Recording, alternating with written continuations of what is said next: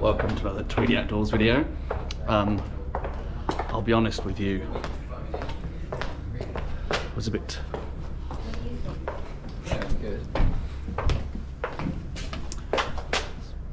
too lazy to get out of London today, so I thought I would come and do a bit of a pub tour instead. This is actually one of my favourite pubs of all time, as featured in another video, and it's closed on a Saturday. The Old Mitre, beautiful pub down alleyway in Holborn, as seen in the opening sequence of the movie Snatch. Mike Reed walks out of one of the jewellery shops around the corner and comes in here for a pint. But yeah, I'll put a link to whatever side that's on, and you can see that in a previous video. Spectacular pub. It says 1546 on the sign there, but I think that there may have been a pub on the site since 1546. I think the current building's more like late 1700s, something like 1785. On High Holborn now, or High Holborn. If you're not from London, you might call it that instead. You may recognise that timbered building across the street as a Staple Inn. It's not a pub, it's an inn as in an inn of court, an old legal institution. This is the legal district of London. Sorry about the the digging noise. They're digging up the road, relaying the road. You may recognise Staple Inn from older packets of Old Holborn, or again you might call that Old Holborn tobacco.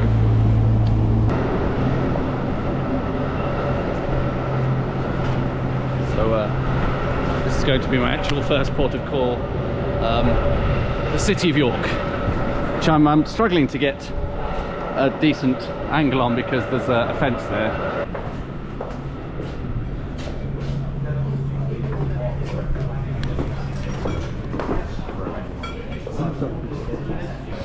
Sort of medieval banqueting hall kind of ceiling. It's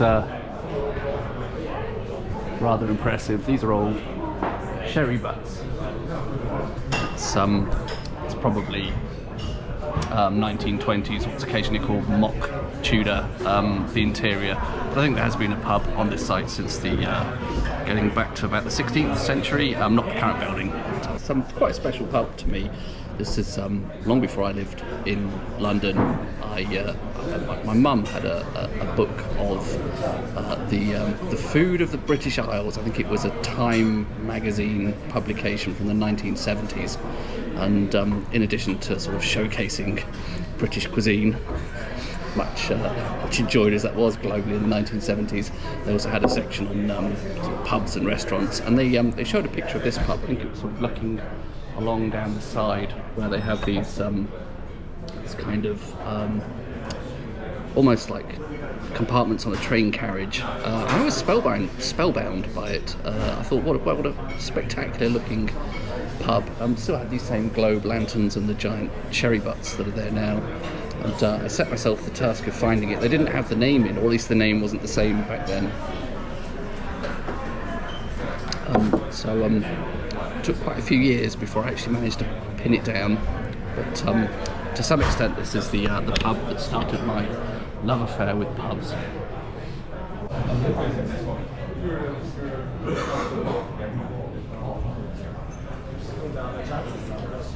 So that was the City of Yorke on High Holborn. I'm now walking down Chancery Lane, which heads south from High Holborn. Some nice old buildings, including the side of Lincoln's Inn. Just about to walk past in a minute. I'll show you the gate. I mean, generally speaking, this is a much better area to come to visit Monday to Friday, because there are some of the pubs in this area that are completely closed at the weekend, which is a bit disappointing. And also Lincoln's Inn, you can walk through the grounds of that Monday to Friday, even if you're not a member of the inn. So again, once again, for those of you not familiar with these sort of London institutions, Lincoln's Inn is not an inn in the sense of a pub. It's an inn of court. It's one of the they're sort of like legal colleges. That's where our barristers are affiliated with, is that the right word? I don't know, there's sort of training there or something as well. Not exactly sure what goes on inside an Inn of Court, but it's something to do with lawyers. So yes, Monday to Friday you would be able to walk through the grounds of Lincoln's Inn over there, and it's quite a majestic building actually. It's not very well known even in London. It's got a bit of a sort of Hogwartsy, Harry Pottery kind of vibe to it. This is one side of Lincoln's Inn where it faces out onto the street. But you know, the grounds are quite sort of collegiate, like you know, an Oxford or Cambridge college. It's the east gate of Lincoln's Inn there. There's a little cluster of tailors on this bit of Chancery Lane. Roderick Charles, I think mentioned those guys the other day. That was where I, not that particular shop, one on Jermyn Street, was where I bought my first ever tweed jacket. And down here is what I believe to be is the sort of flagship store or headquarters, whatever you call it, of Eden Ravenscroft, which you know, some of you may be familiar with if you went to a university in the UK. That's quite possibly where you hired your gowns from for your graduation ceremony. One of the places that does with academic dress, but their original specialisation, legal attire. And that brings us nicely round onto Carey Street, which is the location of pub number 2, or pub number 2 that's hopefully open. Just take a slight detour from Carey Street to this little alleyway whose name I've forgotten. Does it say down there? Star Yard? Which sort of suggests there was once upon a time a pub here called the Star, maybe, since long gone. But what I love about this little alleyway is this oddity here. These were, I believe, originally public toilets. And the structure, this I assume this is kind of Victorian, kind of cast iron, is that structure is now is considered some historical or aesthetic merit, and I think that little structure is listed. So even though, you know, these have been long since closed, you can't actually get in there and relieve yourself if you need. It's not going to be removed because it's listed. Another glimpse of some legal attire there. I had a friend who was training to be a barrister a few years ago. Told me those wigs, barristers' wigs, cost in excess of £2,000, £2,000, £3,000. Really pricey bit of don't even know what to call it. It's a pricey wig. Headgear, is that the word I was looking for? Sort of more general term for wig. Another delightful artifact of the listing system is this small lump of stone. You know, it's sort of what, barely knee height. I don't know if you can see my knee there. That's listed as well. It's an old parish boundary marker, and you can just about see the WSD and the cross there. Forget the name of the two parishes here. Is it possibly Clement St Danes and another? But yes, listed piece of stone. Here we are at pub number 2. Wait for the taxi to go by. This is the 7 Stars on Carey Street. I will we'll talk some more about it because there's a lot to say, but first I'll get a pint.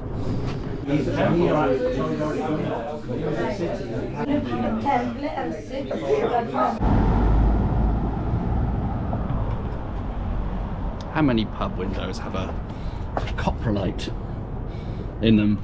It's a word that I wouldn't know were it not for the 7 Stars. It's a fossilised turd. There's this spectacular cabinet of curiosities.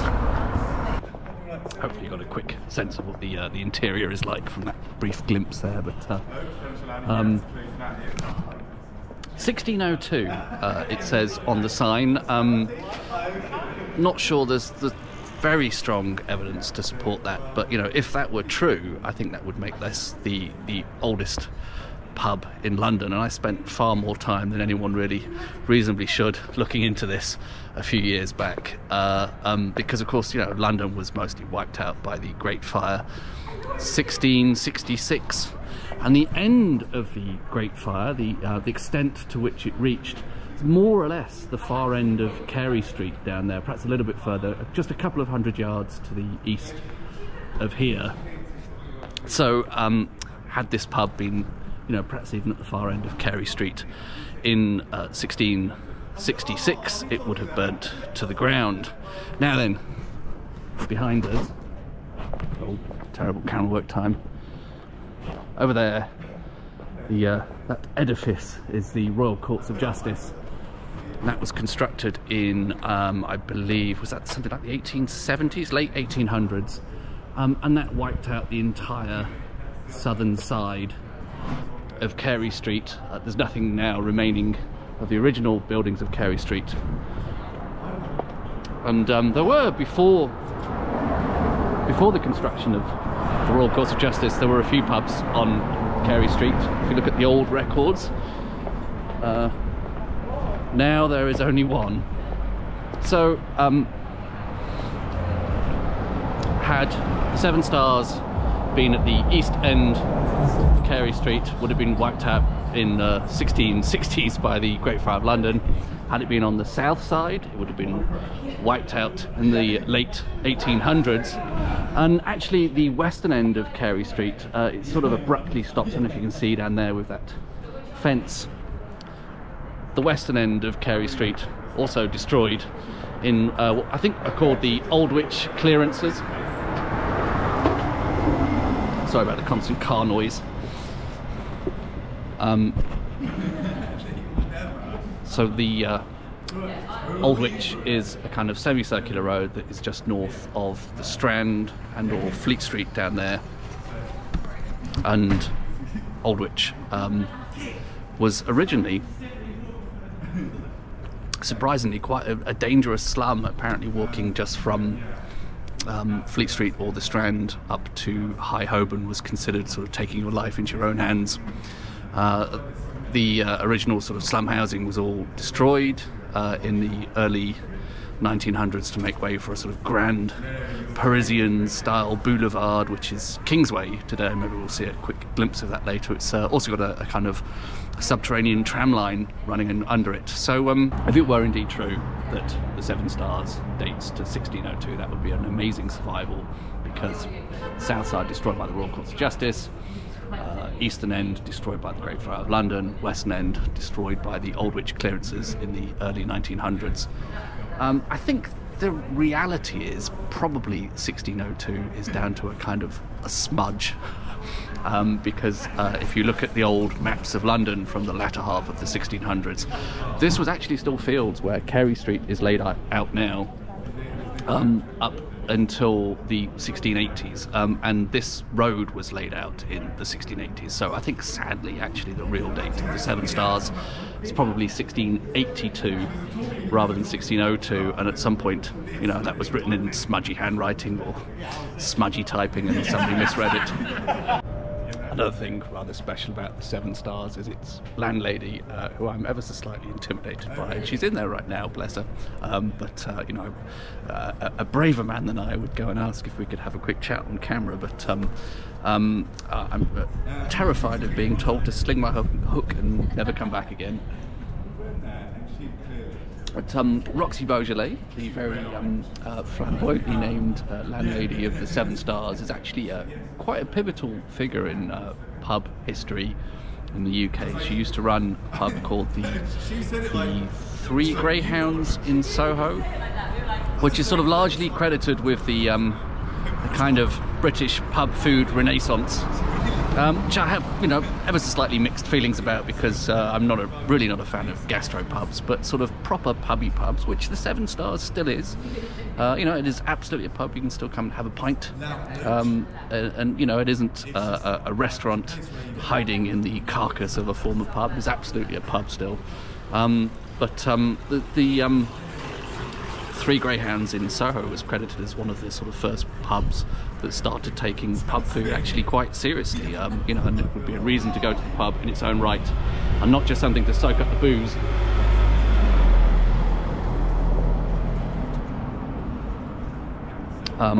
And I think that that tradition remains here today at the Seven Stars. It is very much a pubby pub, but the food, I think, is absolutely fantastic.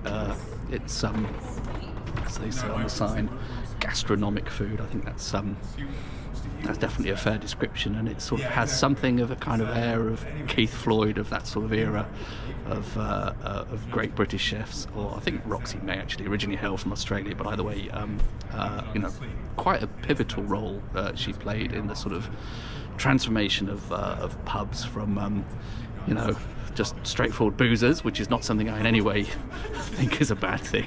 Very happy with pubs that are just boozers, but to, you know, to places that could sort of survive more realistically in the 21st century because they have that additional offering of actually quite palatable food, rather than, as I say, something that's just there to soak up the booze. She has a cookbook. I think it's out of print currently, but I have a copy. I'll perhaps try and put a still of it. It's called Home from the Incontented. Home Contented from the Inn? Home from the Incontented. Very nice cookbook of sort of pub food that you can recreate at home. Seems to be a bit of a rat run for taxis here, so difficult to film outside the Seven Stars without constant roar of those black cab engines. But that was spectacular. I really enjoyed my time at Seven Stars.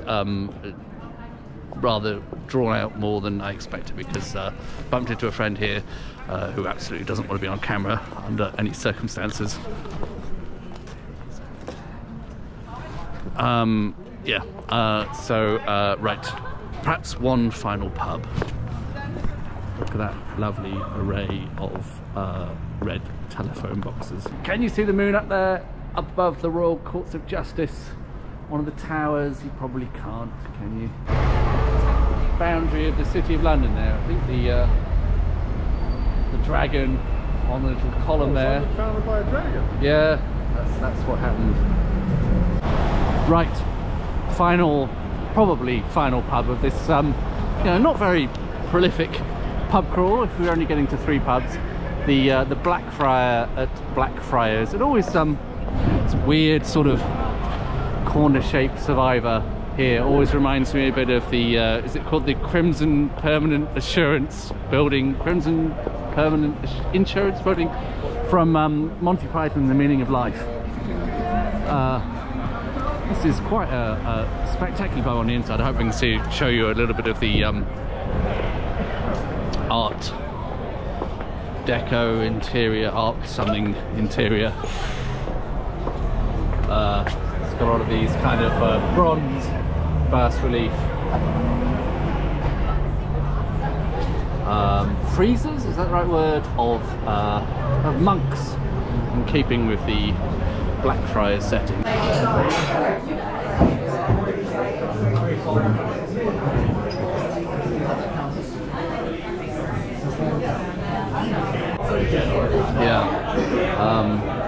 Get the on top there,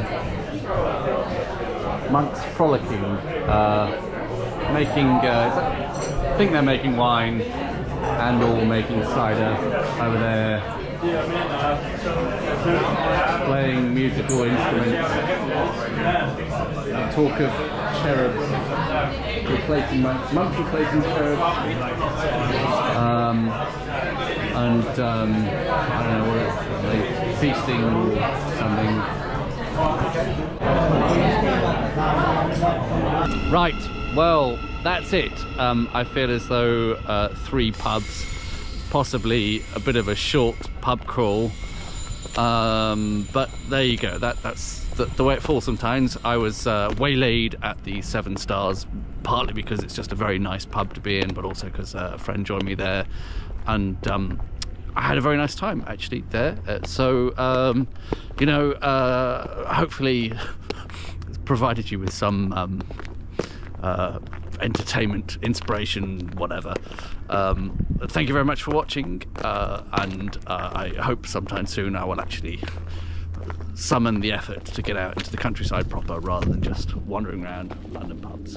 So see you on the next one. Good night.